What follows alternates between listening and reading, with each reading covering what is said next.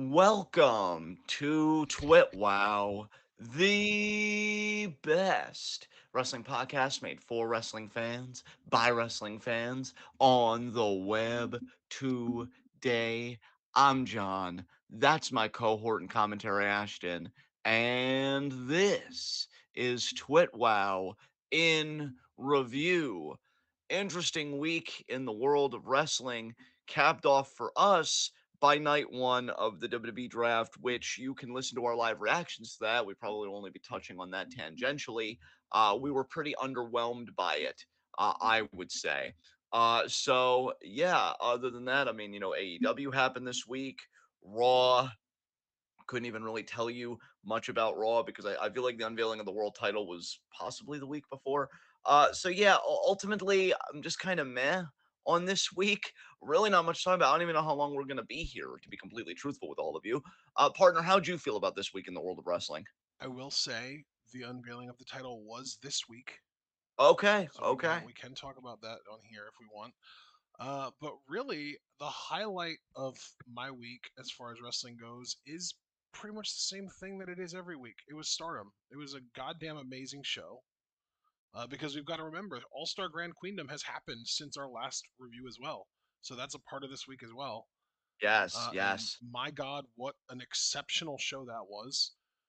yes. Monday Night Raw this week was kind of lame, kind of mid, but yeah, no, Stardom was excellent, and everything else, not so much. Yeah, I will say, man, about Stardom, just to work in broad brushstrokes, because I've talked a lot about Stardom both with you already when we live reacted to that show, and also in conversation with our good friend Javaris.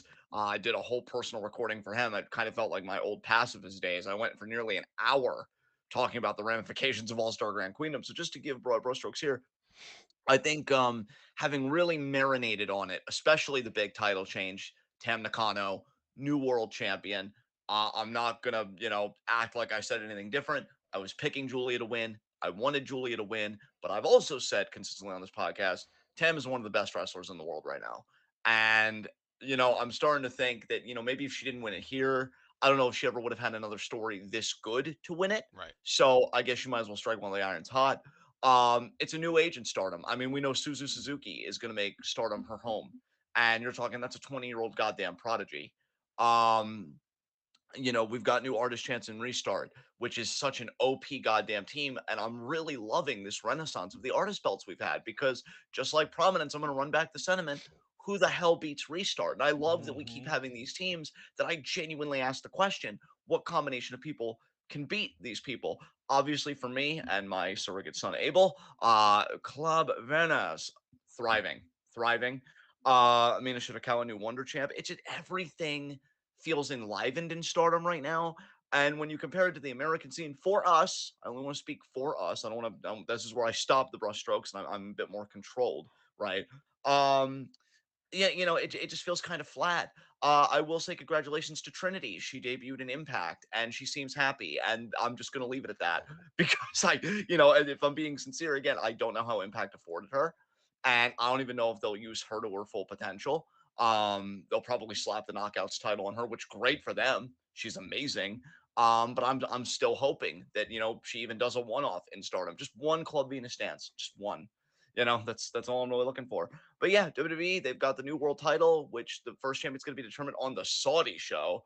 I already know how you and I feel about that. I don't want to get too into the weeds on that. And the draft, which, yeah, we did get SmackDown Lowdown more picks, which, again, we might circle back to the draft, discuss it tangentially. But yeah, Stardom just feels the most enlivened for us right now, for sure. Yeah. Uh, so before I do comment more on Stardom, I do want to say, as far as the WWE draft goes, we did have more picks today, like you mentioned, on the SmackDown Lowdown. And I just wanted to go over those while we were live. So there were a vast majority of the people that got drafted today were sent to Raw. Only two acts, I guess I could say, were drafted to SmackDown, and they were both already on SmackDown. So it was Hit Row and Lacey Evans are staying on SmackDown basically. But then everyone else that got drafted today were sent to Raw.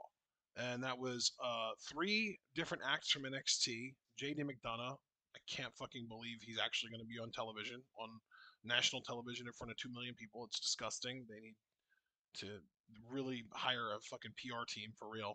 Apollo Crews, which he's been on the main roster before. We'll see how it goes this time. And Zoe Stark. So I guess she's probably just going to be a jobber to the stars the way she's always been in NXT, but she's just going to be doing it on the main roster. I'm fine with that. And then we had Chelsea Green and Sonya Deville officially drafted as a unit to Raw. And then everyone else, or actually, there were two SmackDown acts that were drafted to Raw. That's Natalia and the Viking Raiders. And then there were three people that were already on Raw that just got drafted to Raw anyway.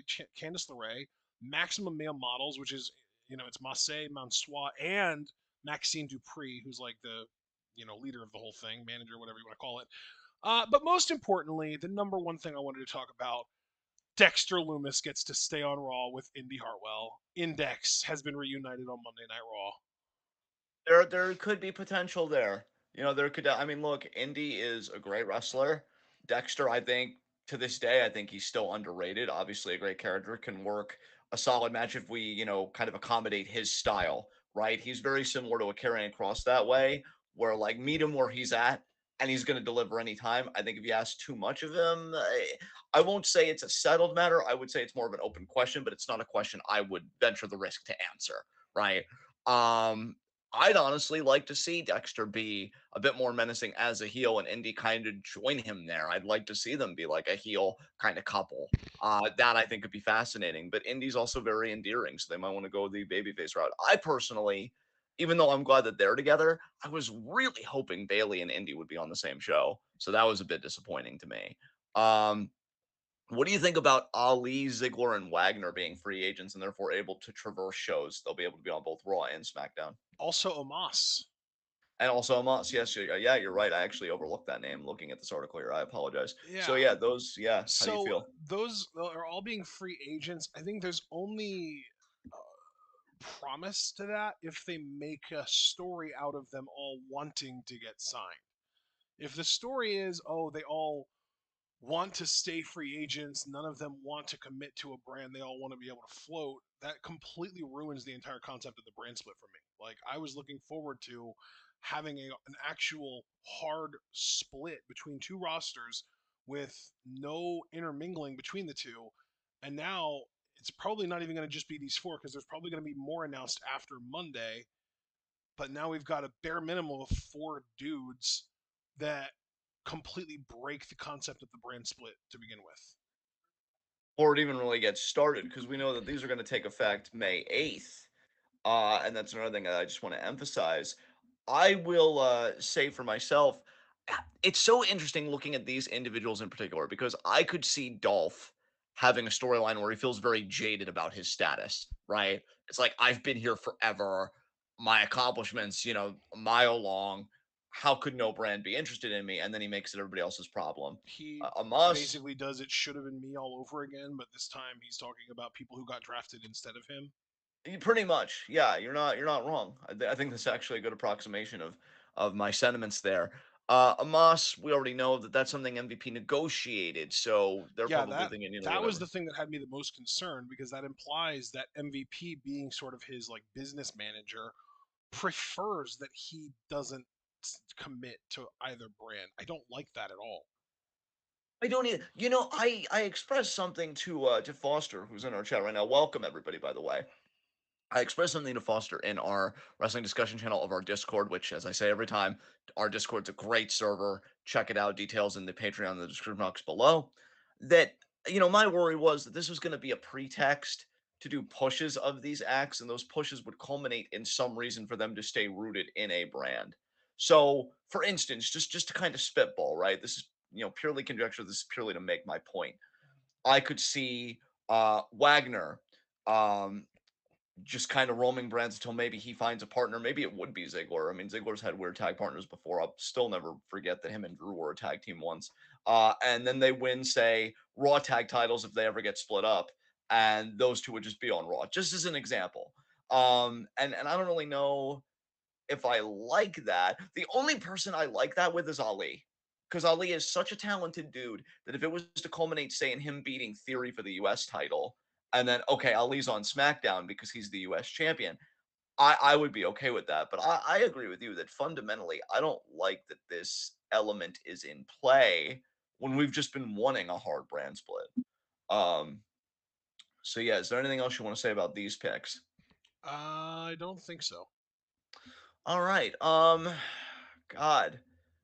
I mean, again, oh, actually, you did say that you might have had more to say about Stardom. Just to circle back to that very quickly, because I know you wanted to address the draft. Is there anything you want to say about Stardom before we just pack that away too? Oh, right. Yeah. So, yeah, regarding All Star Grand Queendom, which is the show, I don't have much else to say about that, but I did just want to talk about some of the news developments, mainly Suzu Suzuki being done with prominence and already having announced that she's basically going to be committed to Stardom being her main promotion from now on.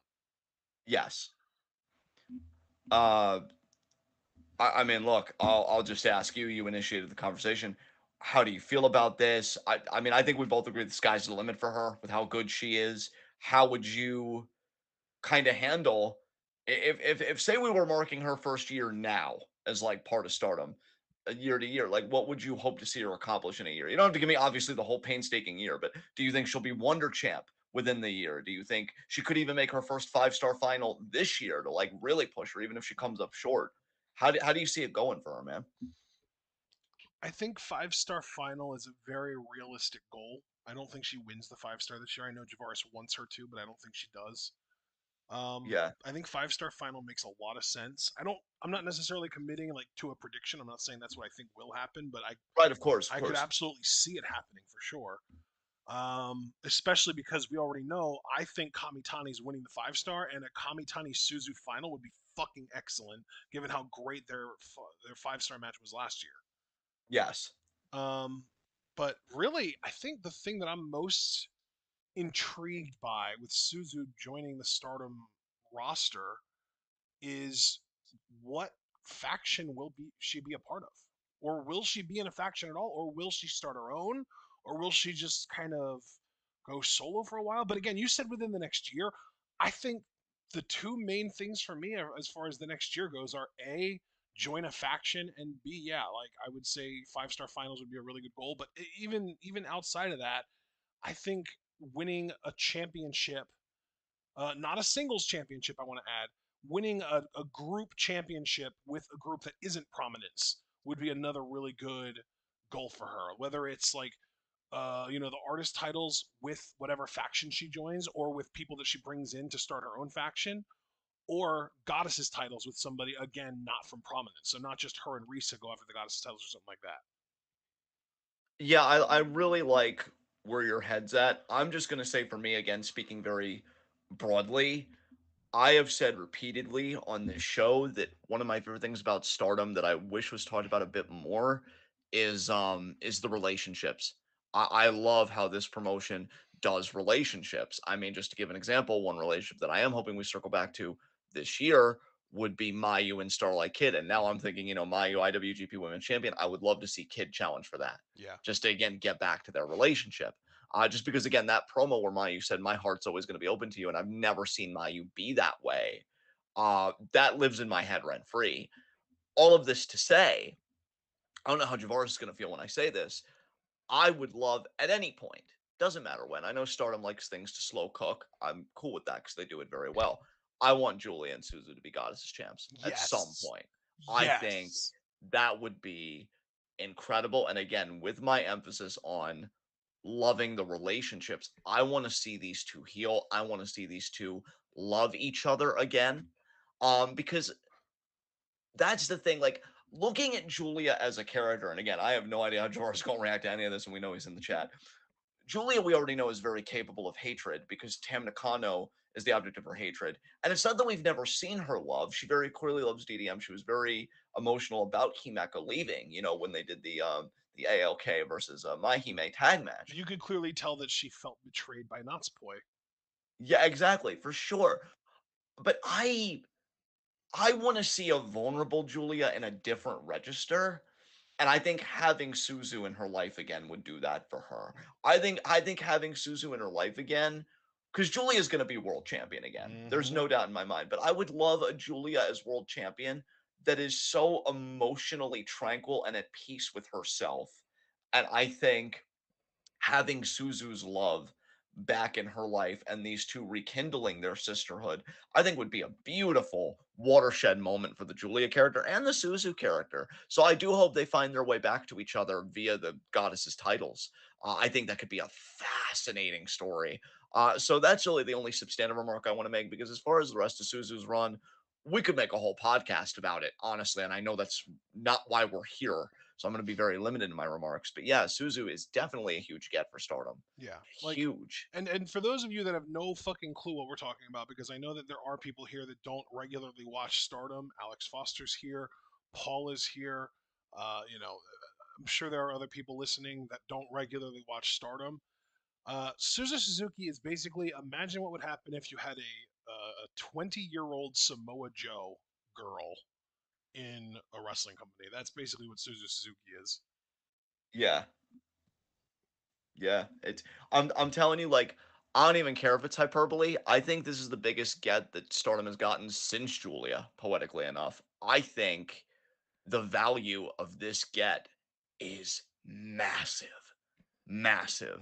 Hmm. Um, things are And the about to thing pop is that off. she wasn't only the only quote unquote get for Stardom this week, because if you think about it, Saudi Ano is here to stay, and even if you don't want to say like that's, you know, this week, it's still recent enough that we could say that it was solidified this week.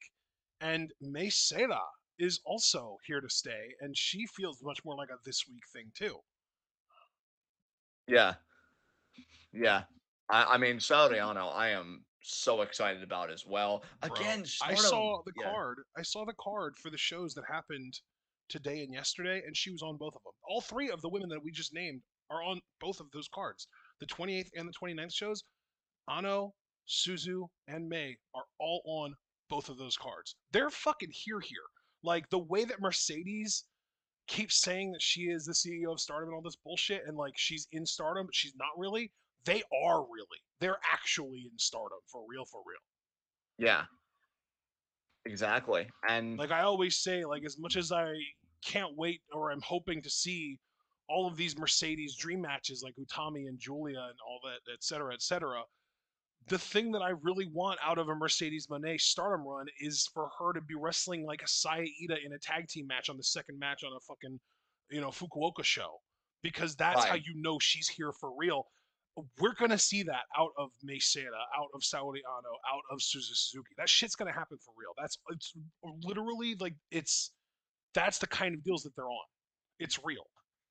I think you and I, and all the time we've been covering Stardom, like these signings and All Star Grand Queendom combined, which I mean, hell, to give credit to Mercedes, even commentary thanked her for the gate that they achieved. Like it was a really successful show for them. Mm-hmm. I think all of this in aggregate amounts to really a watershed moment for the company.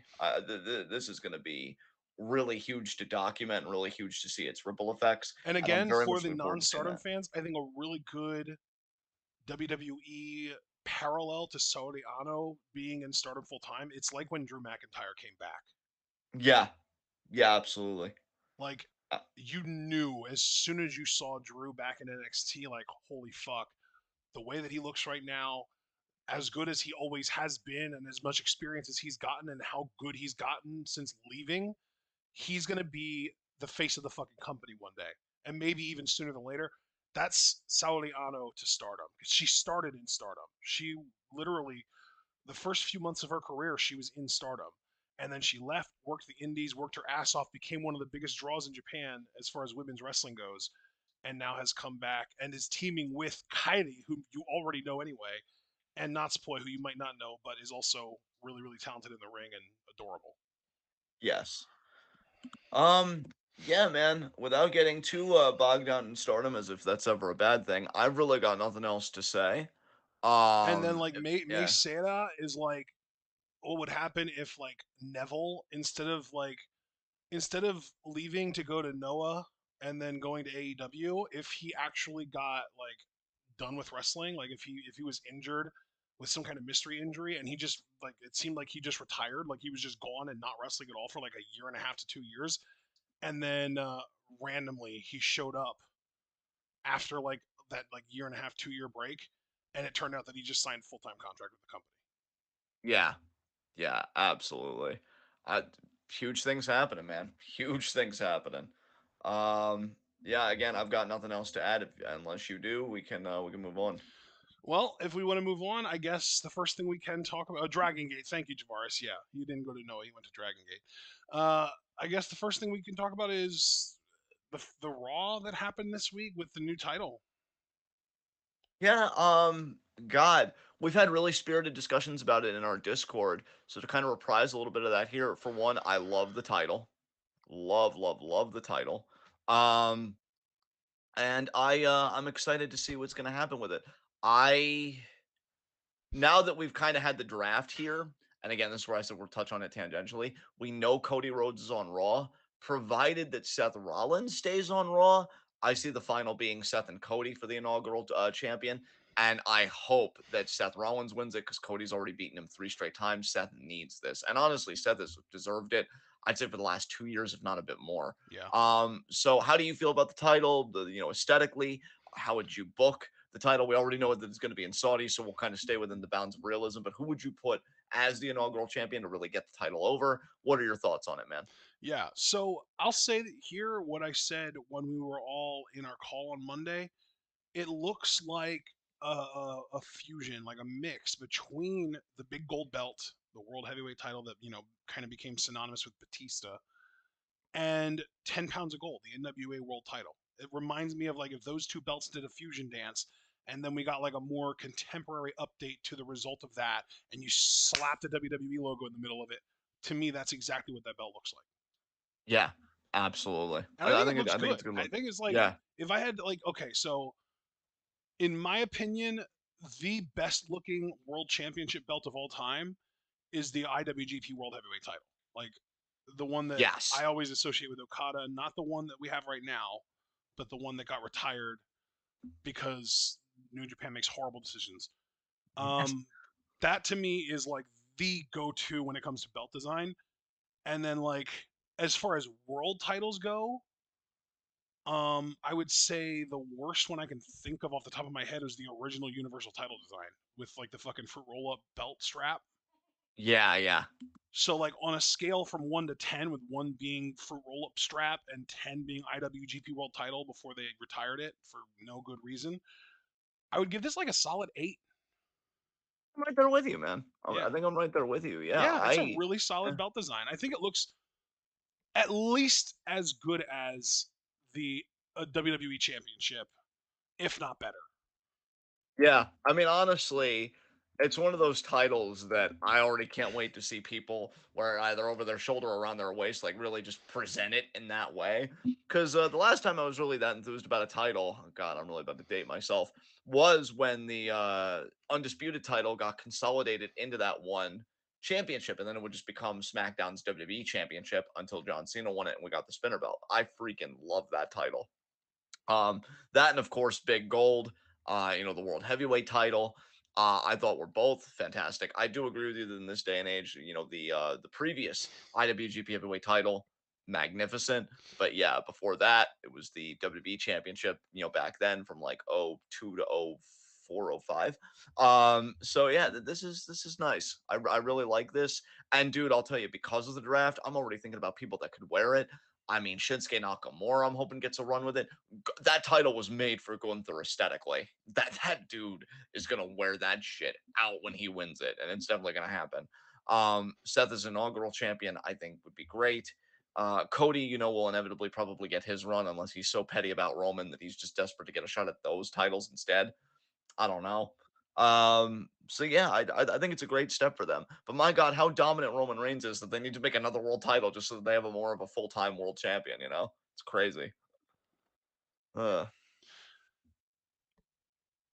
I do love the memes, I will say. They look hilarious to me. oh, dude, And that one meme where it's just like every year. They introduce a new title and Roman just wins it. Yeah, it's great. Yeah. Oh, but that had me dying, bro. I think it was Abel that posted that. It might have been Alex actually, but it was one of the wholesome boys in our Discord. Who else but wholesome boys just to cover the ground, I guess. Uh, but yeah, man, I I'm love that just Caster Sales is in chat and he said Cody should not win the World Heavyweight Championship. Yes, Master. We got you, bro. We're all on the same a page here. man after my own heart.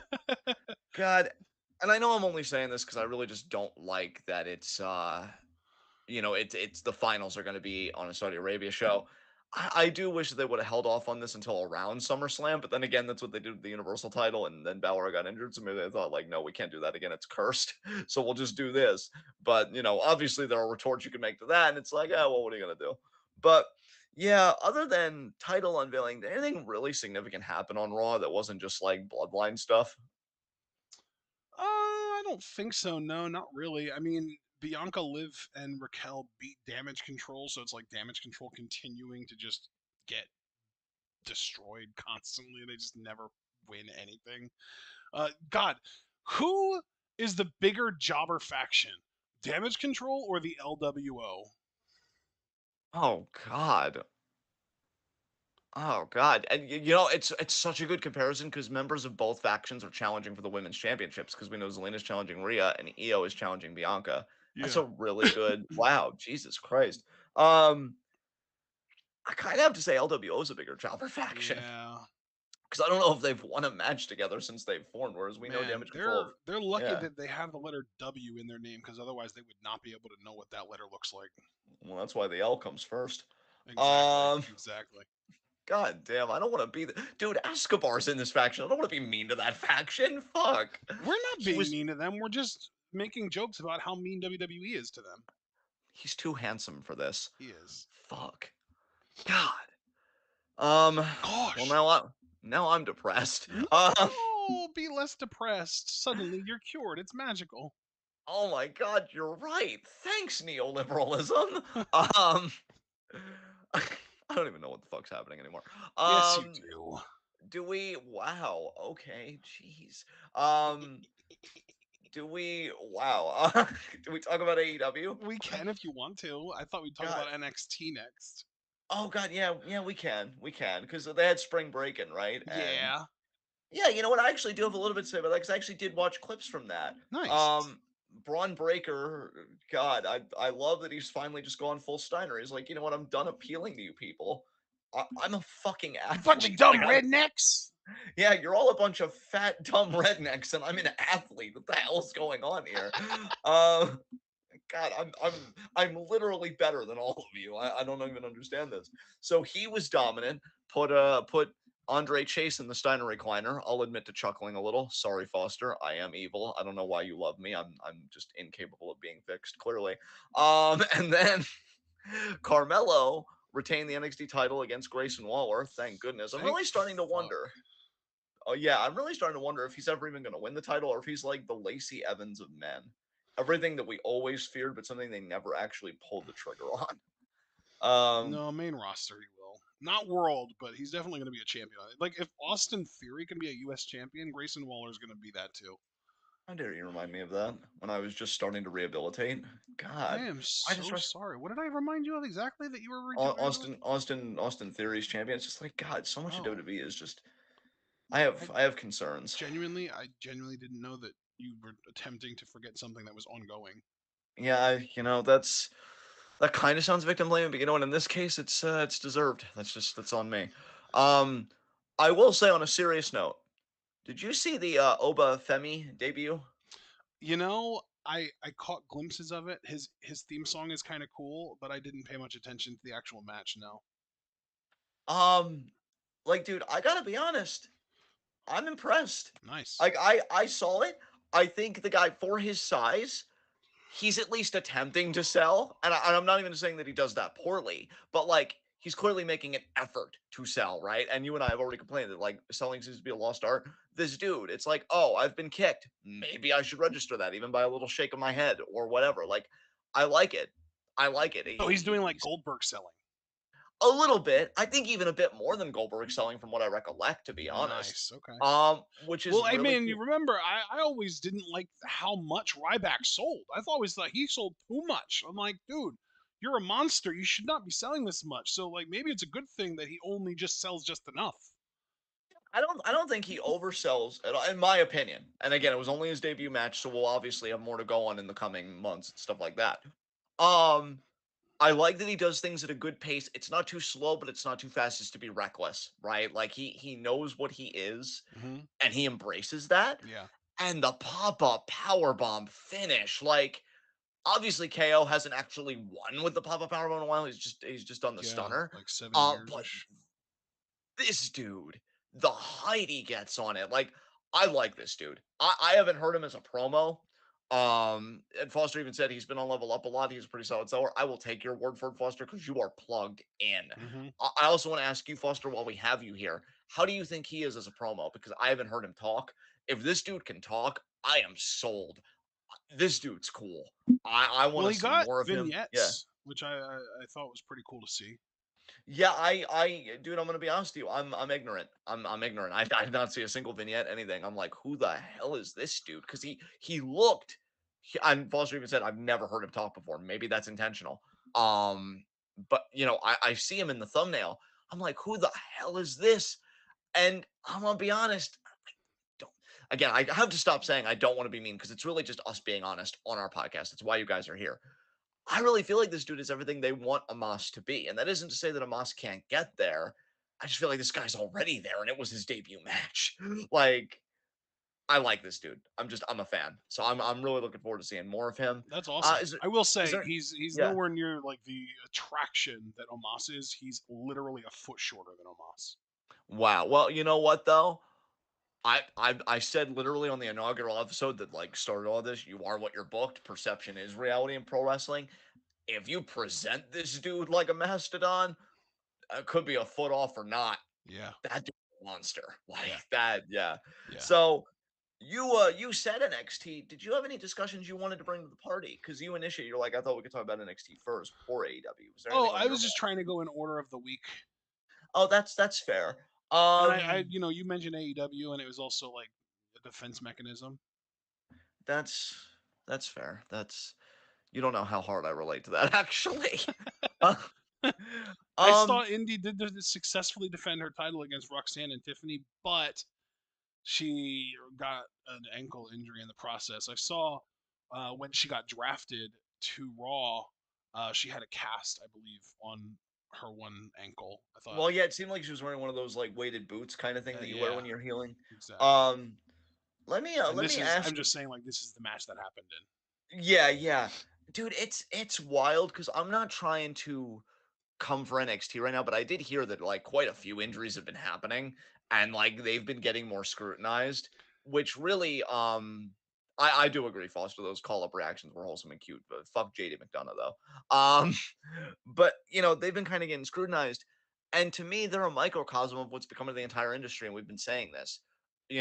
Really dangerous spots. Like I was even saying this about Ibushi as like one wrestler that I was like, this dude does such a like breathtaking but very dangerous style, and it's like be a Sonata. Everybody just look at You Sonata. know what though? I I knew, think yeah. with Ibushi, like, you're right that it's better to not work like that. But if you're gonna do something dangerous, be an Ibushi and not like a Nia Jax. It's better that if you're gonna do dangerous shit, that you're a danger to yourself and not your opponent.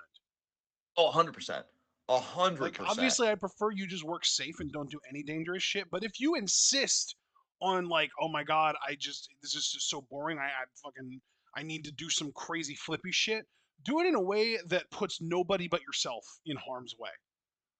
God, I'm just imagining that as some wrestlers like inner monologue, like, oh my god, if I have to do one more hammerlock, I'm gonna beat someone in the face. I need to jump off something. Yeah, I feel like that's Jeff Hardy and like Darby Allin's inner monologue, and Sammy Guevara's inner monologue too. Actually, Oh god, yeah. bro, Um, have you heard the way Guevara says Sammy Guevara? oh no, I haven't. Oh, it pops me every Clearly. time. That's so good. Oh, well, now I need to Javara, send me an audio clip of how you say it. Um, Yes. but But dude, like, I will say, and I know we don't like her, but I don't even think this is her fault. Like, I saw the bump that Tiffany Stratton took in that ladder match, which I know was before this, but just as an example. Oof, like, Mhm. nobody seemed to catch her. I'm like, what is going on over there? Um, Telling you, yeah, man, it's again, it is literally like I don't know how many times we have to reiterate this, and how many times we have to be proven right about this. The performance center trains entertainers. They don't yeah, train wrestlers. They will teach you to stay in shape, how to keep your body looking right, how to stay healthy, which is great. Like, yeah, every wrestler probably should know that stuff. And they'll train you the fundamentals. Like, they'll teach you how to run the ropes. They'll teach you how to take bumps. They'll teach you how to do the rolls and all that fun stuff.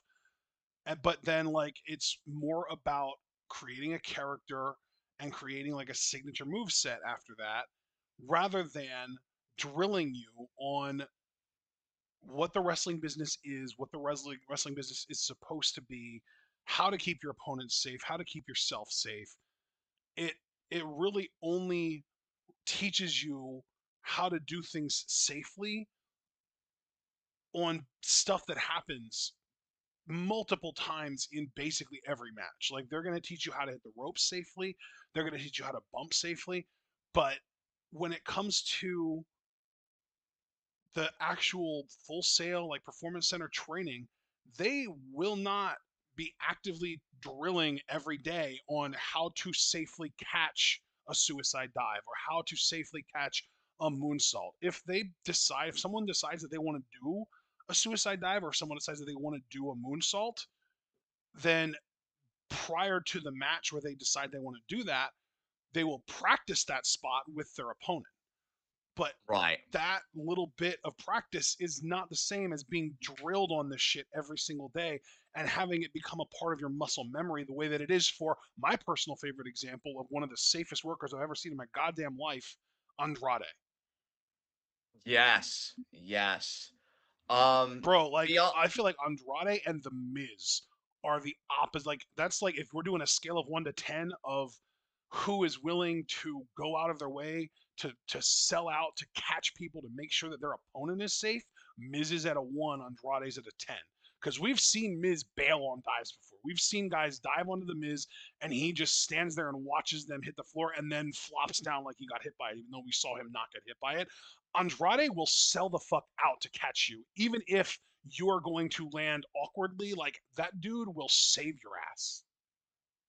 yes, yes. I just want to say that Javaris actually did go out of his way to make me an audio clip, so I'm gonna play that after we're That's done the show. amazing. So thank you, Javaris. Wasn't expecting that.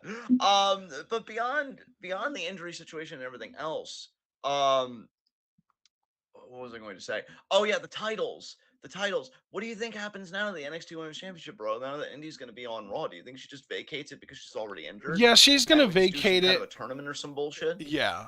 You can still Um, hear me, right? and if so, who do you think is Oh going to be the next shit. champion? Because I guess smart money would say either Cora Jade or Tiffany Stratton, right? Yeah, I think she's gonna vacate it. You can hear me, right? I can, I can. Oh, okay, good. Yeah, I think she's gonna vacate it for sure. She's gonna go up to Raw without it, I'm assuming, and they're probably gonna do a tournament to crown a new champion. Yeah, yeah, that seems agreeable to me. And I'm it worried wouldn't about. surprise me at this point if Roxanne won the title back, actually. Yeah, that's another good point. Yeah, that is possible. Um, I wonder about tag titles as well. Alba Fire and Isla Dawn, and how that's gonna go. And yeah, I don't know. It I just don't it is really understand that weird. pick at all. Like, if I'm USA Network or if I am SmackDown and I am looking at the NXT roster, you can have them. I don't want them. I mean, Isla Dawn is fine. Alba Fire is mid. Neither one of them does anything for me as a performer. I don't think either one of them is anything special. And, like, they both have rabid fan bases. So, like, why would you invite that? Why would you want that on your roster? Right? Yeah. Yeah. I don't know. Like, if Um. if you were just bringing them in to be like jobbers, I mean, first of all, it feels like a waste of their title run in NXT. Why wouldn't you just let them finish that first? But then, second of all, like, there've got to be easier choices to have be jobbers.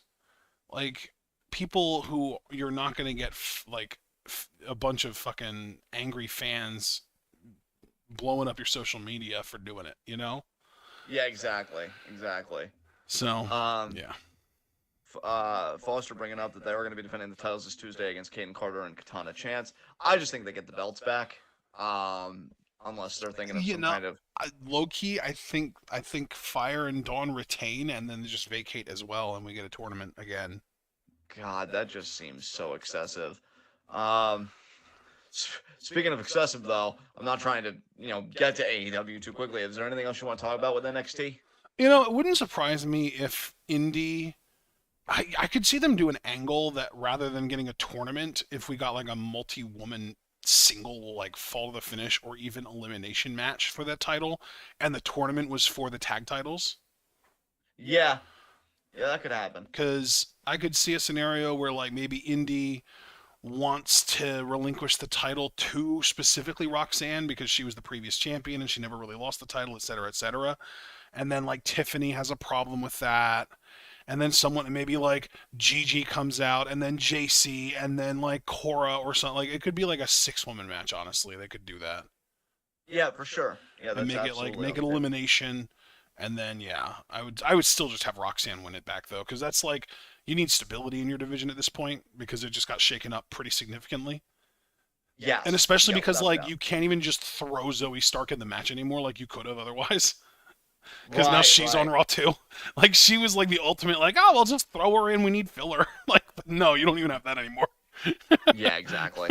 Exactly. So now it's like, who else? I mean, they have like the new girls, right? Like they have like the Kiana James and the Fallon Henley and the what's the other one's name? Not Fallon Henley, the other one with the weird name, the one that was with the fucking redneck dudes.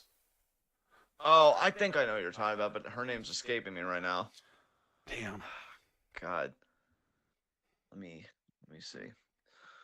Goddamn redneck. Fucking hell. All right, let me pull this up because I think if I just go back far enough, I can see it. God, WWE uploads a lot of shit to their YouTube channel. Oh, it might have just been Fallon Henley and Kiana James. Like they might have been the ones that were with those guys. Yeah. Damn. I could have sworn there. I could have sworn there was another girl that was like on NXT Level Up a bunch, like when we were still watching and paying attention. That was introduced. That was like weirdly pushed. Yeah. I don't remember though. Anyway, but yeah, like they could slap together a 6-woman elimination match, and that could take up like the whole second hour of an episode of NXT if they wanted it to. Yeah, for sure. For sure. Um, we know Carmelo Hayes wants Braun in another match. Braun obviously is healed. He speared Carmelo through the barricade after taking out Trick Williams, put him in the That I Steiner saw. Recliner. I saw that. He. I think he speared Mello. Or no, I think he speared one of them and then he hit the other one with his like military press power slam, and then he locked in the camel claw or the Steiner recliner, and then he did the spear to the outside, if I remember correctly, with that segment. Yeah. Spear looked great. I'm telling you, Braun is one of my favorite spears in the game right now. Dude's insane. Um, I can't wait for him to be drafted. I'm just assuming he's going to lose the rematch to Melo. Melo just got the title, Yeah, and then he gets called up. Still a favorite for me to win Money in the Bank this year. Breaker I is mean, you got. probably gonna be drafted on Monday. Yeah, I would think so. That's kind of my anticipation at the moment. And you guys know me. I make a lot of wild out there predictions, and I'm very committed to dying on the hills that I make because they're so cozy and tall, steep fall and everything. And so I'm still thinking Braun should be considered a favorite for Money in the Bank. If he's in the field, I'm gonna do the fucking hashtag Braun for Money in the Bank. It's a campaign every fucking time for somebody. I But have a yeah, question. sure. Is Mello Braun for the title this coming Tuesday already? I don't think so. Oh, okay. Yeah. It would be really Javaris asked. interesting though if they did like a like a Summer of Punk thing where like Braun like gets drafted to Raw or SmackDown, and then because he's still challenging for the NXT title, he could be like, I'm gonna win that title and I'm gonna take it with me. Yeah. Yeah, I could see that. I don't know. I don't know because really to me it's also a question of who even beats Mello for the title, unless it's a Trick Williams that I mean, betrays him, but yeah, I that was just gonna doesn't say seem as good. Mello, because of his size, feels very much like a champion that literally anyone could beat. Yeah, yeah. Um, I don't know. Maybe Schism gets the gold or something. Ew, who? Well, that weird GYV? faction.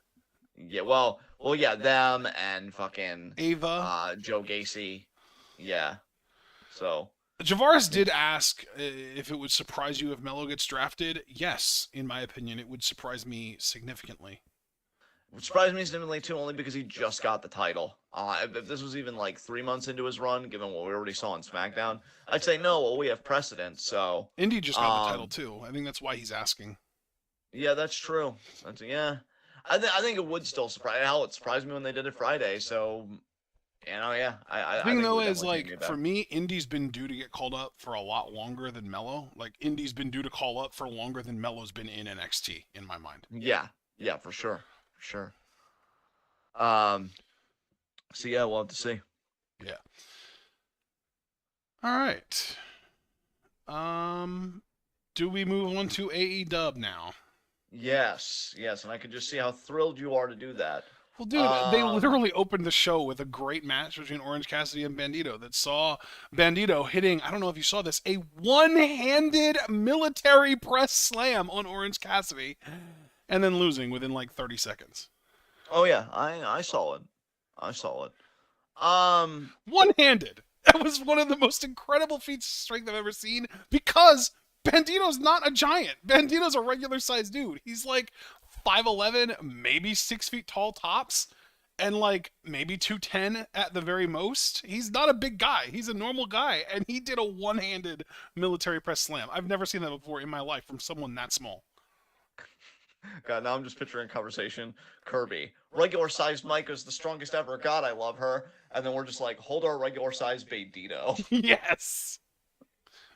but but yeah, man, look, I'm gonna save everybody some time because I honestly, it's gotten to the point where I Ooh. hate this promotion. Same. Okay, and like, why I talk about something actually, new? dude, it's so toxic, but I hate watch AEW every Wednesday. I think. Yeah, dude, I'm worried about you, Loki, because I know you do, and I'm You like, know what? The big ugh. thing for me though, it is because they have my favorite talents in non women's wrestling world, and even one of my favorite women's wrestling talents in Jamie Hayter. So, do you feel like it's just a negative feedback I loop feel like of it's a I hate, hostage situation. yeah, like you just fucking hate them so much, but you hate them because they have people you genuinely love, and they're like just emotionally abusing you in that way because they don't even use them correctly. It's like, dude, it's like you know how you always talk about how much you love Kevin Owens and how like even if WWE was completely just horribly misusing him, you would still want to watch the product just for him. Yeah, yeah, I have said that That's me verbatim. with Yeah, Swerve. that's understandable. Yeah, yeah, dude, I already told you this company might ruin Adam Cole for me. And like, Oh God, Adam had a segment this week too, and he got saved by a debuting Roderick Strong, who it was almost immediately revealed after has officially signed on the dotted line. He is all elite. yeah, everyone's dad, Roderick Strong. Hey, look, he looked good in there, but again, he just gave off dad energy to me with like his look and everything. I'm like, yep, he's in between periods in his life. He's still a wrestler, but he's also got a foot in the kind of archway of like fatherhood. He Um, can never mind. You know, I was gonna say something really, really, really horny there, and I didn't want to go there. you know what? I'm proud of you. That makes one of us. Yeah, they're gonna ruin Adam Cole for me, and I just have to say, how dare you? How dare you take that jawline that I have really kind of imitating my partner's restraint here. I'll just say I've really thought a lot about, and you do that to me. What am I supposed to do now? Like it's really bad. And then the big thing that I will say, okay? because again, I'm getting to the point where I hate this. I really would even not be opposed to skipping this and just be like AEW. It happened because I want to spare you guys this. I want to spare myself this. I want to spare my partner this. But I do have to say this: we are probably going to do the 4-way. They wanted to do the scenic route, and like, I'm sorry, I don't get it Dude, oh because my god, the 4-way. Oh my god. yeah, dude, like genuinely, in as calm and as rational a manner as I am capable of with this fucking show, because I don't know if y'all saw it. It nearly broke me talking about it last week. I hate this company so fucking much. It's going to ruin me faster than I've ruined myself, which somehow is like Bro, inconceivable they to me. think they're so fucking clever, bro. I let me just really spell this out for all of you beautiful people that like I don't even know how you listen to my bullshit, but I'm grateful. I hate people that overbook and then smell the farts that come out of their ass through a wine glass because they're just that proud. You could have done wow. I had to stop myself mid-sentence because I heard that and I couldn't let it go. Wow, that's gonna live in my head rent free for a while. That is fucked, sir. Um, That was my impression of the San Franciscoans in South Park. oh fuck. But yeah, yeah. I don't even know what I was gonna say anymore. It probably didn't matter. Oh yeah. Um, it's overbooked to hell, Bro. and they could have just, guys. They could have just done the 4-way. Now here's where I'm gonna be a bit hypocritical. No, here's where I'm gonna be a bit hypocritical for real, because I don't like these fucking I people. know. But I'm thinking if you're doing pro wrestling, right? To me, you announce the 4-way after the initial where they interrupt the rebar mitzvah. You do the 4-way. Yeah. And then you spotlight with like a video package or something each guy in the 4-way. And maybe you do your tag matches, sure. Maybe you do a unique like pick your poison thing. One week, this guy gets picked, this guy's opponent, another week this guy. But you start from the basis of the 4-way. Yeah. And now you've wasted all of this television, all of this production, all of these bumps, because I have to think about bump cards as kind of like a raw material in a way of pro wrestling. Yeah. A Everybody's got a bump card. resource. Everybody's a resource, exactly. You've got to look at it as a resource that you're baked in every storyline. You're wasting bumps on a bump card just to get to a match that we all thought you would go to, and you didn't do it week fucking 1. And look, I'll be fair. I would be critical if anybody did that. I hate in general convoluted booking. And now we're gonna do, because MJF thought he was so smart, as if like he needed any more fucking heat. Because I feel like that's what this is about, is just getting more heat on Sammy and Max. It's like, oh, you guys Right, because thought you they're not outsmarted me. already two of the most hated motherfuckers on the planet. Exactly, both for reasons in and out of kayfabe. And it's like, oh, we got one on you. We're controlling the pay-per-view. Well, of course you're not gonna let that fucking happen. And by the way, can I just say, all that heat Yeah. that they built up, and who is the babyface that gets the payoff of like subverting the heat? Tony Schiavone. Tony Khan. Well, Tony Khan, yeah. But I yeah, only Tony said Schiavone Schiavone. 'cause I he mean, made you're the- right that Tony Schiavone was the one that announced the news. So yeah, in a way, you are absolutely right. True too. It's like Yeah. they're not even using it to get over babyface wrestlers. They're getting their fucking announce team and their fucking CEO over. Bro, it is a sad day. It's really a sad day when, even more than Adam Cole, I look forward on Twitter, because I'm not wasting my fucking time just waiting for that one pop. Just seeing what Malcolm Bivens did. And like, he has literally a 1-second clip of him mocking Matt and Jeff when they're like posing and kind of doing their war cry before going off the top rope. He does that sound with that hand gesture. He's like, Matt and Jeff, before I push them off the top rope. And legitimately, that was funnier to me and had me laughing more than anything on AEW this week that I bothered to watch. Yeah, I hate these fucking people. I hate that you wasted all this time to do a 4-way when you could have been building up the individuals in said 4-way just by thinking that Bro. I'm a fucking mark that's going to get worse. See, It's this just, is why who Smarks is exist. this? Who did this booking benefit? Is what I really want to know. Like, Nobody. you could have had all of these promos. You could have had Darby cut his promo about buying his family houses and shit. You could have had all of the promos that you still had if you would have just announced the four-way ahead of time. But like the way that they did it, who benefits? Who is looking better or has the crowd behind them more now than they would have had they just announced it? Bro, like, I, I'm just so visceral when it comes to AEW because I gotta be honest too. This is why I can almost understand why Smarks exist. Like all these old timers that are like, oh, just stay behind the guardrail, whatever. How do you expect me to do that when you're consistently insulting my intelligence? Because that's what this was to me. When you're kind of posturing that, oh, you think we're gonna do a four-way because that seems like the obvious setup when all these guys interrupt MJF when they literally say at the same time. Don't think I forgot at the Rebar Mitzvah, they have a moment where they all say at the same time in the mic, I want a title match. Like, you're very heavy-handedly telling me Fatal 4-Way, but then you try and subvert, And dude, and here's then you the don't. funny thing too is I started to legitimately think like, oh, okay, so we're gonna have this tournament and we're gonna have separate singles matches for each of the other pillars where each of them tries to take the title from MJF individually and they each fail individually. And either then we would just move on or then we would get the four-way to kind of cap this whole feud off completely. Dude, you literally said that last week. Yeah, I remember. I remember. Last week on TWitWoW Review, that's what you thought. I co-signed because I'm like, yeah, I even thought that the way that Jungle Boy got screwed, I was even thinking, okay, Darby Allin will get the double or nothing title shot because I think he's had the most kind of personal promos in a way leading up to this. But then Jungle Boy might even come last Yeah. because he really didn't. Right, No, because that would give them no. more time to build him up, and MJF could keep dodging him, and like you would have Darby be the first challenger, and then MJF would be like, "Listen up, Jungle Boy," or "Listen up," whatever the fuck insulting name he wanted to come up with to try and make Jungle Boy seem like a little child. Um, he would say, "Listen up, you're at the back of the line."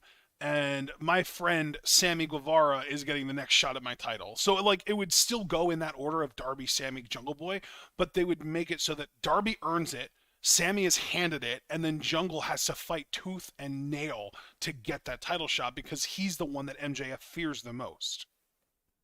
No, no. That, they just looked at So all that like and they're like, they no, had you're an wrong. opportunity to tell a story here, and they're just like, but we were planning on the four-way all along. Well, then what the fuck are you doing? Why didn't you just announce it earlier?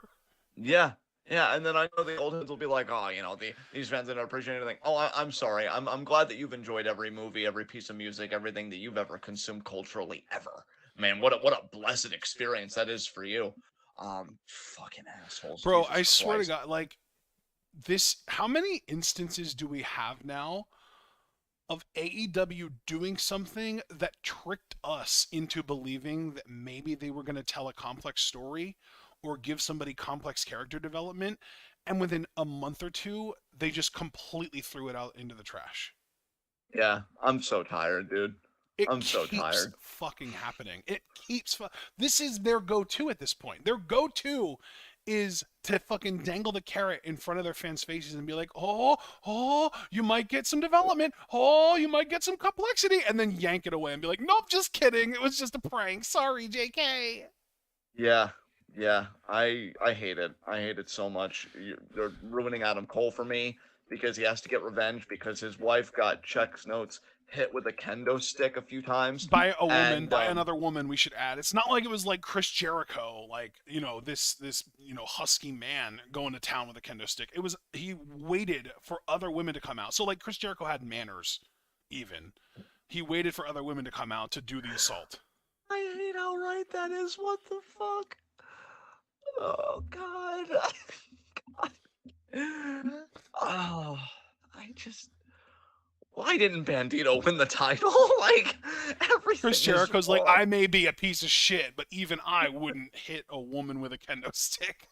Look, I need to rehabilitate my image. My wife was clearly a part of January 6th, but we don't talk I know about I it, donated a okay? few grand to Trump. Yeah, look, we don't talk about it, okay? We're not breaking those walls of Jericho down.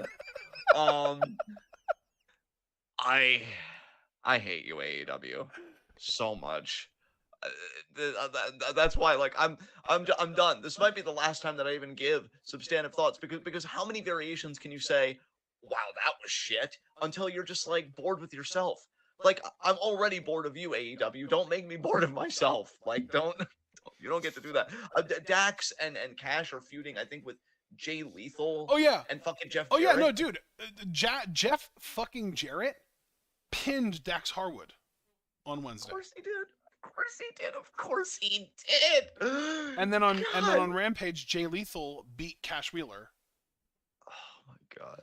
Yes. Yeah, keep no, because look, either I'm just gonna walk away and do the healthy thing, or I'm gonna do the John thing, find the most unhealthy route and be a raccoon and just bathe in this shit. Like, yeah, tell me all the bad booking decisions. Yeah, I'm gonna start getting off on it, and then you're all gonna be worried about me because it's gonna be like, you know, this isn't good, right? Yeah, if you don't appreciate trash. That just sounds like your fandom of Dominic Mysterio, though. Well, I mean, you know, wow. First of all, rude. Second of all, nah, no. Low key, I would take Dominic over.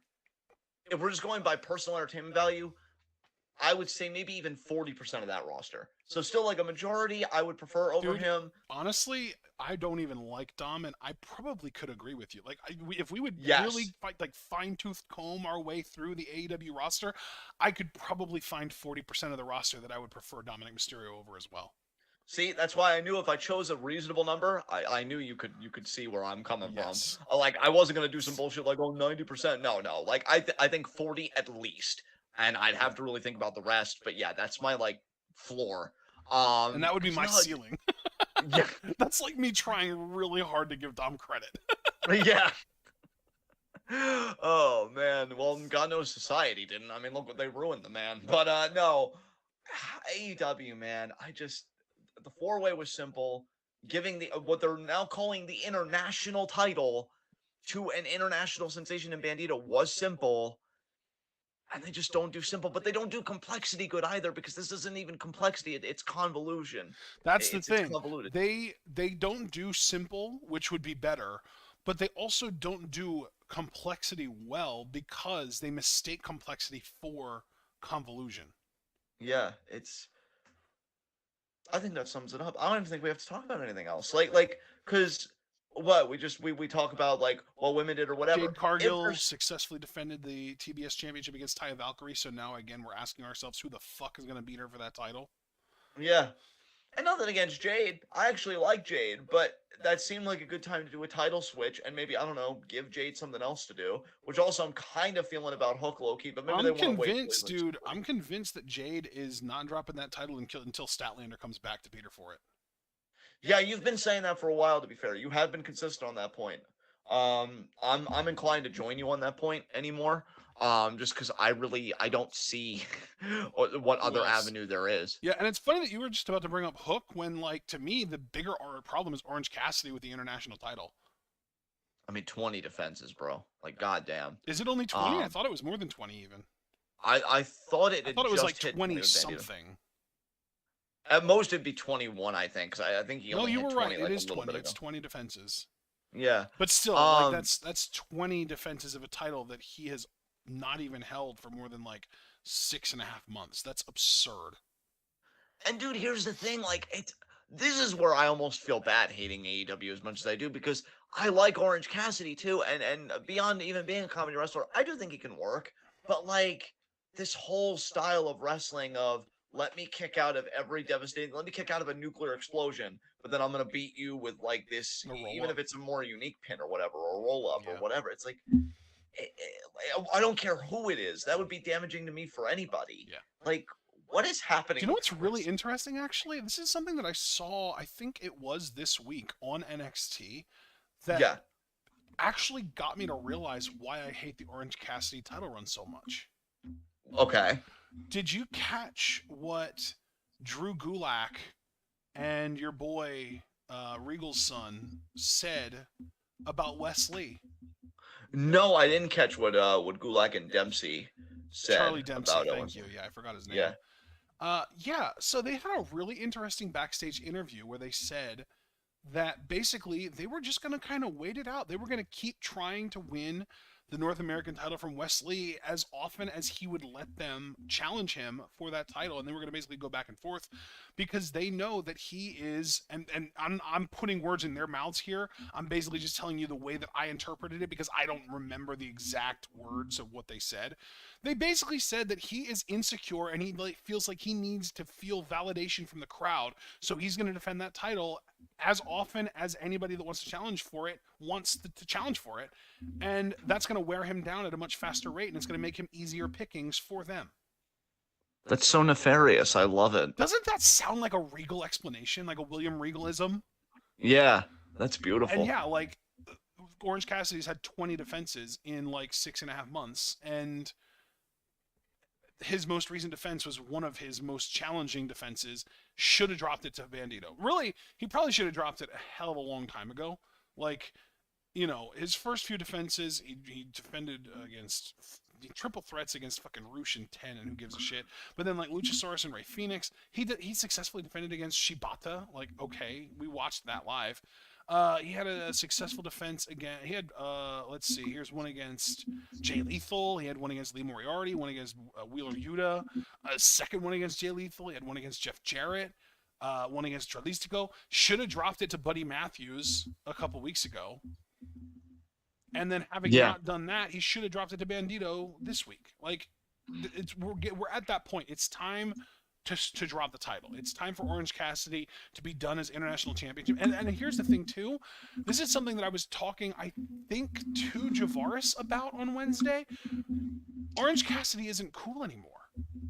Do you remember when Orange Cassidy first started to blow up on AEW and on like social media, and like there were like mainstream voices like quote tweeting gifs of him and being like, "Oh my god, this dude's awesome." Yeah. When was the last time you heard anything about that? It's been a long while, bro. So years. Yeah.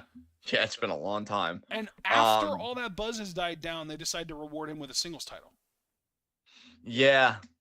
So once again, it's like the ROH problem.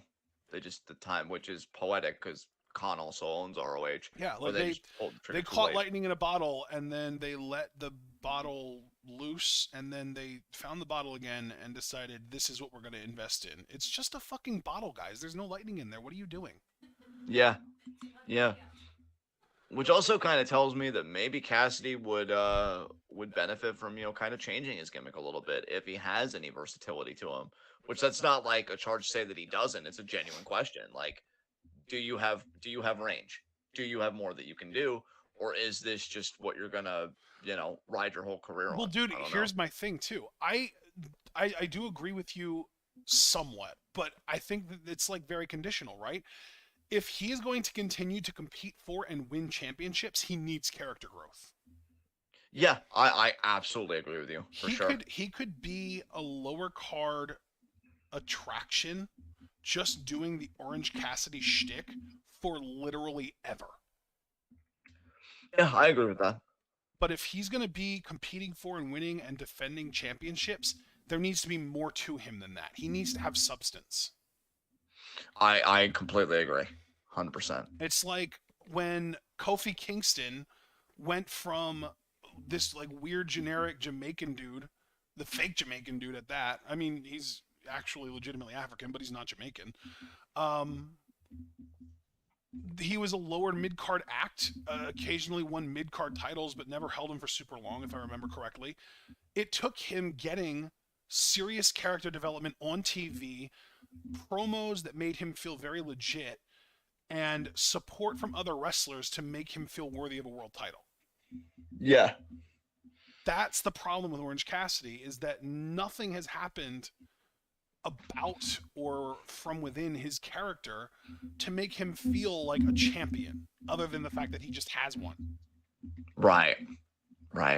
So like, yeah, like if you want to be the Godfather, or if you want to be like Val Venus, and you want to just be like a lower mid-card guy and just do a gimmick, you can get away with that for the rest of your fucking career and make money and be great and be a legend. Kids will remember you 20 years from now. They're going to love you. But if you want to be like taken seriously as a competitor, and you want to win championships, and you want to be like that dude, you got to grow out of it some ways. Yeah. And I'm wondering if they ever will with Orange Cassidy. Right now, I'm hedging on the side of no. Yeah. Um, we will have to see though. Is there anything you want to talk about from AEW? I don't think so. I think we pretty much touched on everything. I will say I dipped out of AEW before the main event even started because it was Omega and Takeshita versus the Butcher and the Blade. That's right. The Butcher and the Blade main evented Dynamite this week. Oh, that they seem like a Rampage Forever kind of team to me. I don't know. I feel like I literally said before I left the call that that match should have main evented Rampage and not Dynamite. That's a Rampage main event. Uh, Speaking of Rampage, I didn't actually watch Rampage, but I might have to go back and watch this particular match. We got Jay White and Juice Robinson versus Ricky Starks and Sean Spears. That sounds like fun to me. I would have rather watched that on Wednesday than that be on a Friday, or I guess this week it was on Saturday. Or are you already putting Jay White on Rampage, but yet Butcher and Blade get to be on Dynamite? I don't. That's a I great don't. question too. That is a great question. And by the way, Keith Lee also made his in-ring return on Rampage, teaming with Dustin fucking Rhodes to take on a jobber team, and they beat them in 2 minutes. Oh my god, I hate it. Okay, I'm done. I'm done talking about this. And we already did SmackDown Live Reaction, so we don't need to talk literally anything about that. So yeah, did you do any extracurricular viewing this week? I did, believe it or not. I watched the first episode of the Monday Night War docu-series that they did, and it was almost embarrassingly biased in favor of WWF and Vince McMahon. And then I also watched an episode of WCW Nitro from 1990, I want to say 5. Nice. You remember the main event from the show that you watched? I don't remember the main event, but I know that the first match on the show, believe it or not, was Lex Luger versus Randy Savage. Ah, And it was interesting. for, I want to say, Savage's career, where if he loses, he has to leave, like a retire or something. Oh, okay. Yeah. Damn. All right. Well, I didn't watch anything, so I guess we can open up the forum to questions. Cool. So, anybody has any questions? Feel free to pose them about this week in the world of wrestling. Just to emphasize, this isn't like more general universal questions. It's more for Q&A. Oh, it was Caster Luger. It was said, Luger, by the way. Luger was the one that had to put his career on the line. It was if Luger loses, he must leave WCW. And it was Lex Luger versus Randy Savage. And the main event, and by the way, this was also the show that Eddie Guerrero debuted on. "Oh, It cool, was Eddie's cool, debut, and the main event of the show was Ric Flair versus Arn Anderson. And the show ended with Flying Brian, aka Brian Pillman, uh, teaming up with Arn to beat the shit out of Ric Flair. nice." Yeah. So we got a question from Caster Sales and then a question from TPA Cliff. So, start with Caster Sales. What do you think of Punk's presence on Raw backstage? Nothing Burger. I really Literally, didn't think. he did it Yeah, to dude. He did it to get people like you to ask questions like that to draw attention to himself. That's why yeah, because he's going to be on Collision soon, probably. he was on Another aid. Impact. He was on Yeah, Impact tapings apparently recently too, like either tonight well, or last night or something like that. well, of course. Yeah. He was When backstage will for that too. AEW learn to make decent shirts, my guy? When will AEW learn to make a decent product? Is my question. Does AEW have like a long line of bad shirts, or are you specifically talking about the Britt Baker one where she has a black eye? Yeah, I didn't want to talk about that one because that was just like the optics. Jesus Christ. Um, Javaris, do you think Mai Sakurai tries to take DDM from Julia, only pursues her to come in and defend Julia? No, I know you've been kind of riding that theory, Javaris. I don't see it. I think Sakurai respects Julia too much, even though dude. she I kind don't of beat even know her if again. respect is the right word. I think it's more like looks up to and like obsesses over. Like she's a sycophant. I don't think that Yeah, sycophants necessarily respect the people that they're sycophants for. yeah. Caster Sales, Bronson Crush Theory on Raw. Do you think he is a future world champ? Oh, absolutely. Or no, I think you mean Bronson Reed. I'm sorry, I read that as Braun Breaker for a second. Um, Bronson Reed is Possibly. not a future world champion in my mind. No, Well, I'll make mine more conditional, Caster. If we see how the world title is booked year to year, from the inaugural champion at the Saudi show to like around that time again, and we see kind of the tone that it's set, maybe. But if it's like high caliber people like Seth, Cody is presented as higher caliber, so I will include him, etc., then no, probably not. But if that title goes the way of, hey, let's put it on Great Khali like they did with the World Heavyweight title, absolutely it could be. Absolutely it could be. But it really depends on the tone they set for that title. Um, Let's In see, my Super Blue. mind, Yeah. if someone of Bronson Reed's caliber can win that title, I want Otis winning it before him. Oh, 100% agreed. You know, I feel like Otis is top guy material, like in that way, and I'd like to be vindicated on that. That'd be very nice. Um, Super Blue, did you know Brian botched his line in the post main event? No, I didn't. Was the botch significant? Because that's an interesting question to ask. Okay. Um, Oh, he's talking about the Brain as in Bobby the Brain Heenan talking about the Flying Brian Pillman assault on Ric Flair with Arn Anderson. oh, I just assumed he made a typo. My apologies. No, I was not aware of that. I did not know that. All right. All right.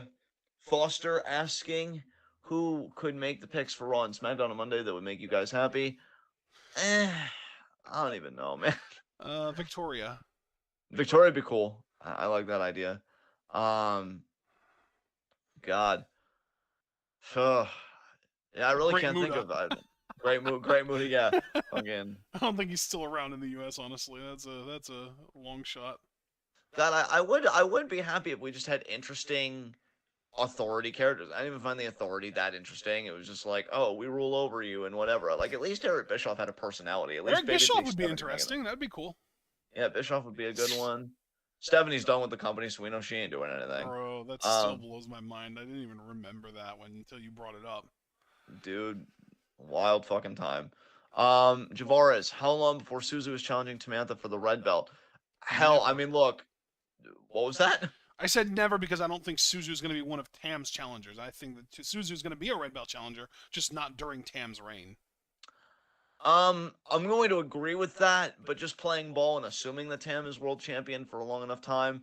I mean, hell, dude, Mirai was Shuri's first title defense, and like that was like immediate. I feel like so. Who knows? Could be fucking Tam's second defense for all I we was going to know. say, if it's going to happen, it's going to be before the 5-star, like May, June, July. Yeah, agreed. Um, Caster Sales, Wardlow set him against Oldberg as the money match. What do you think? No. If anything, I feel bad for Wardlow because I was even thinking today about how over he used to be, and Yeah. then they fucked it up by having him do Hot Potato for the TNT title Remember rather than those outgrowing it. fun powerbomb symphonies where you used to get the whole crowd involved, and now when he tries to direct the symphony, you barely hear anything at all? Yeah, yeah. Javaris, did you see a female fan get in the ring to confront Kiyomiya? No, I didn't. I was kind of weirded out because I'm not used to Japanese crowds doing that. I was also Um, like, are we sure this is a fan and not a plant? I thought it was a plant given what she said, Yeah. and I'm It came like, off as very plant like. She was like, restore Noah. Like, she was like trying to motivate him to make Noah better, and like, that just feels like something that Noah would want you to think that female fans want out of Kiyomiya. yeah, like I'm gonna be honest. If I'm Okada, I'm laughing my ass off. I'm like, I broke this boy so bad. He needs people to jump the guardrail to motivate him. You know what motivates me? The mirror. Myself. Yeah, yeah. Because when I get up and I look in the mirror and then I drive to the dome that I own in the usual Ferrari, In the I usual. live. I I live an existence that knows that it's infinitely superior to yours because you're bitch made. Like this is why we need heel Okada. Like Goddamn. fucking.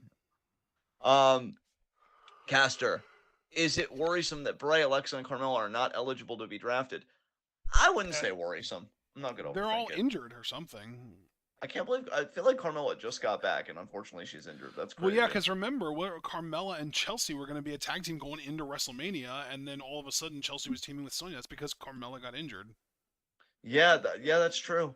Foster asking, since the entrance for BOSJ were announced, who would you like to see win? I have been so checked out, Foster, that I feel like any answer I would give would be lackluster and like uninformed. I know that I don't want Hiromu to win. I mean, he's already the champion, isn't he? He didn't drop the title to Kanemaru, right? So, I don't want the champion to win, obviously, and I probably don't have to worry about that.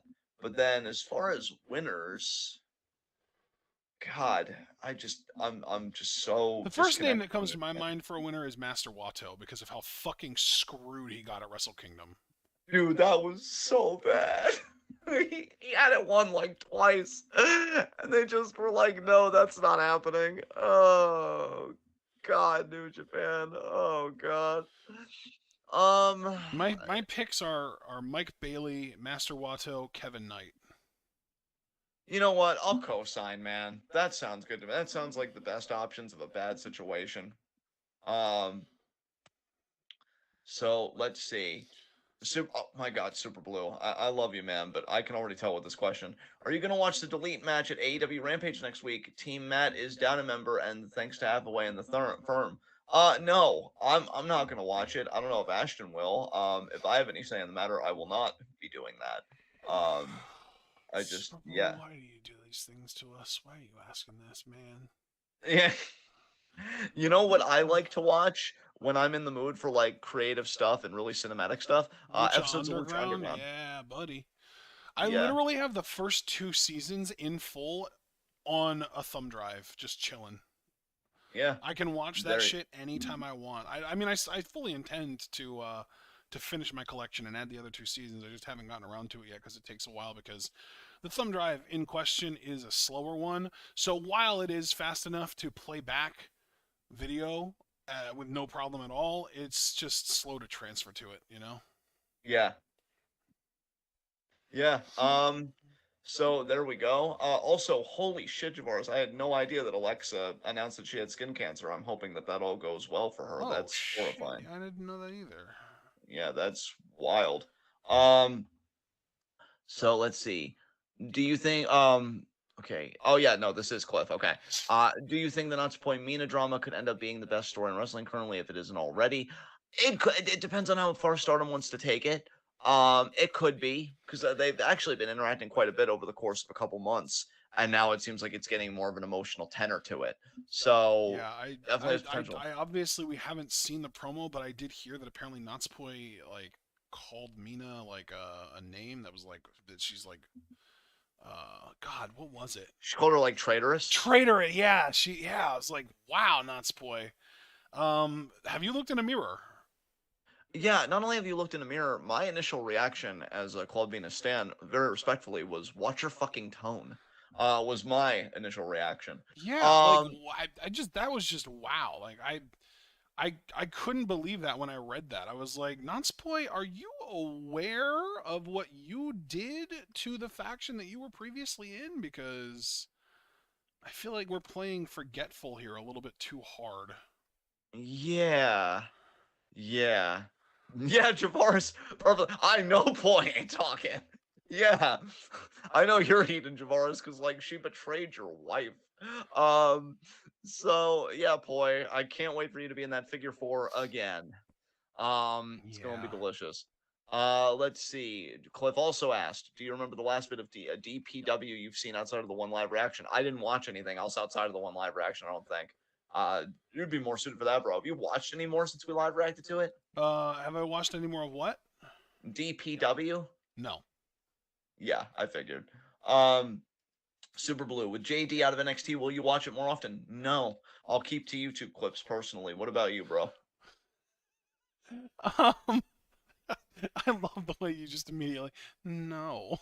Yeah, yeah, I'm really, yeah. I'm mask off right now, bro. I Um, don't know what to tell you. I've already been watching more NXT of late, and him not being in it is just going to make me want to watch it even more and enjoy it even more. So, Well, there you go. See, that was good. There you go. Yeah. I think finally we've caught up on questions. We've got a lot of The questions this episode, guys. You really Rock. brought the heat. But yeah. Any Yeah? more questions? Questions, questions, questions, questions, questions, questions, questions. Q's and Q's and Q's and Damn, Q's. Javaris, you have been on one between Suzu signing and then Julia dropping the title. You have been an emotional roller coaster, my man, and now Poi opening her face. You're like, yeah, I'm gonna need Mina to take Poison E all the way out. Damn, bro. Uh,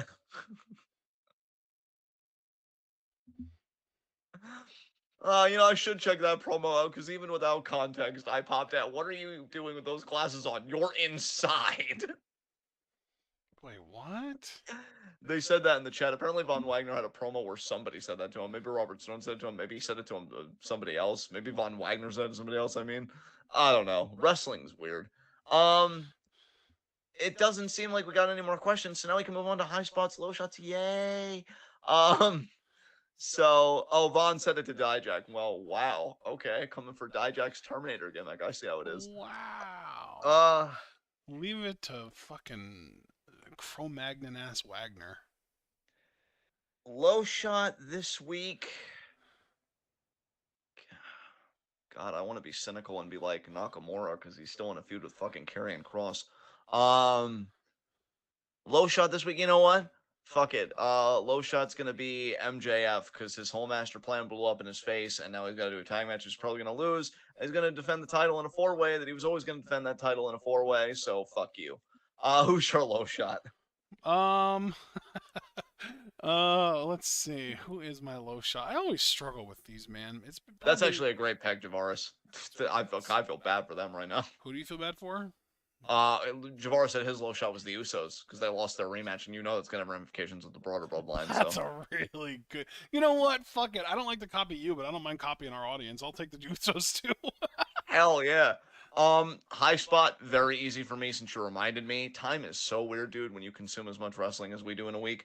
Mina Shirakawa, finally, Yeah! Wonder of Stardom champion. Yeah, buddy. I love her so much. And let me tell you something. For all the things that we're talking about that are wrong with the pro wrestling industry, I'll be goddamned if Mina Shirakawa doesn't personify everything that's right about pro wrestling. Woman worked her ass off. She's leading her own faction, and now she's got the second most prestigious title in the company. Some might even argue the most prestigious. And she deserves it. Oh, She even dude, I just realized we didn't talk about something that we should have talked about. oh god, what? The New Japan Strong Women's Championship tournament. Oh, we could be really quick about that. I just think Mercedes is winning, and I hope Kogo gets to participate. If she wasn't fucking concussed by my Sakurai, fuck my Sakurai. Fuck my Sakurai. Yeah, there we go. Who's your high spot? My high spot. Honorable mention goes to Tam. First of all, Yeah, winning the title. Really awesome for her. Happy for her.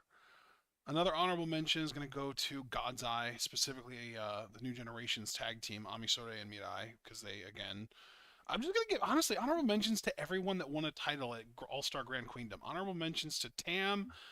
You already mentioned Mina, so I'll include her in mine too. Honorable mention to Mayu, to Restart, and to New Generations. They're all great. They're all wonderful. yeah, absolutely. So, who's your actual high spot My then? actual high spot. You know what? This might be seen as a reach by some, but I'm gonna say the Street Profits are my high spot. Because there wasn't betrayal. Because well, no, because they won. They beat Cedric Alexander and Shelton Benjamin on Raw. First of all, they beat Strowman, Ricochet, and LWO on SmackDown, and they got drafted early as fuck, dude. They were a second round pick. That's true. Man, they still are at a high value, and I feel like they haven't won a tag title in a minute. Yeah. So, like, that's genuinely impressive. Great pick. I love the imagination behind it. Proud of you. All right. Yay! Thank you. Yeah, he'll feel good about that for a while. But yeah, all right, guys, let's get the fuck out of here. Um, this has been TWitWoW in Review, the best wrestling podcast, because God knows some of the actual wrestling is lacking. Made for wrestling fans, by wrestling fans, on the web today. I'm John. That's my coordinator, Ashton. Guys, be sure to like the video, file out, subscribe with the bell icon for notifications so you don't miss any of that TWitWoW goodness. Check out everything we're involved in the description box. Follow us on Twitter and Twitch because we are the best wrestling podcast in all the IWC. And, you know, we actually called an audible after Friday's draft. We are not live reacting to Raw. And don't worry, Tavares, I won't forget your message. We are not live reacting to night 2 of the draft for Raw because that's 3 hours, and we discovered that we actually, you know, have self-respect. So we're not gonna do that with how mad we felt about SmackDown. Instead, we'll be with all of you beautiful people for game night in our Discord. Again, Discord $3 a month. Check it out in the Patreon in the description box below. And hopefully doing some putt party, maybe some Among Us. I've kind of got a little bit of an Among Us craving. I'm not gonna lie to you. Hopefully we get enough people to actually do that and do it well.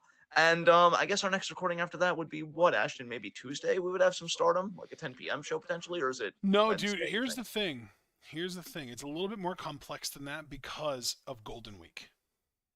Okay. So we do. I think you said Tuesday, right? I did. Yeah. So we do have a Tuesday Stardom show. That is correct. But after that, I have no idea when Raw or when Sunny is going to upload, because here's the crazy thing: they have like 5 consecutive days of shows. Holy fuck nuggets. No, yeah, dude, I feel it's wild. They literally, so they have shows on, and I said they had shows on the 28th and the 29th. Well, really, the show on the 28th wasn't a Stardom show. It was a like an Actress Girls. It was a Himeka special thing, right? So right. that's not something we're going to react to. The one on the 29th, the one that happened this morning, we will hopefully be able to react to that on Tuesday. But then there's going to be another Golden Week show, and that was a Golden Week show, first of all. The 29th show was a Golden Week show. That was day one of Golden Week. This Yes. day two of Golden Week is happening tonight, tomorrow morning, however you want to look at it. But by the time they get today's show uploaded, which I'm assuming will be by Tuesday, they've already got another show then on Wednesday, Thursday, Friday, Saturday, Sunday, and Tuesday the following week. Okay. All right.